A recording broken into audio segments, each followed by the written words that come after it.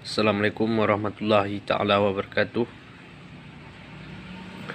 Kembali lagi di channel saya, Henry Sago. Kita akan membahas tentang ilmu besi. Ilmu besi banyak yang dipakai pejuang-pejuang kita. Sebenarnya ilmu besi ini yang dijadikan sebagai mantra itu bisa diambil dari ayat Al-Quran. Tetapi untuk mempelajari itu kita harus paham makna alif, makna mim.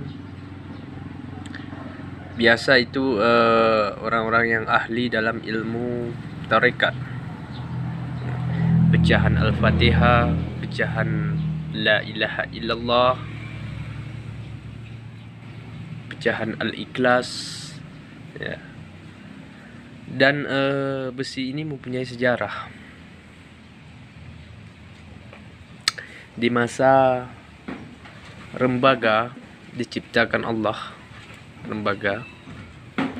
Rembaga ini diciptakan lembek, tidak mau tegak, sehingga diperintahkanlah malaikat oleh Allah untuk mengambil besi yang ada di dunia. Tetapi besi ini tidak mau.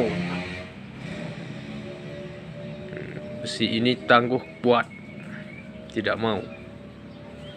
Sampai beberapa kali malaikat untuk membawa besi untuk dipasang menjadi rembaga yang kuat, yang dipasang dari ubun-ubun sampai ke tulang qalbi, tulang ekor, sehingga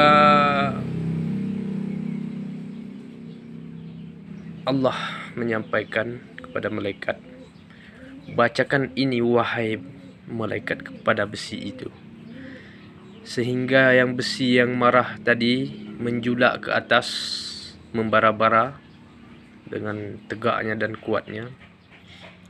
Besi itu akhirnya lemah seperti timah, lemas seperti air. Jadi dibawalah besi itu untuk diciptakan sebagai rembaga yang tegak, ya.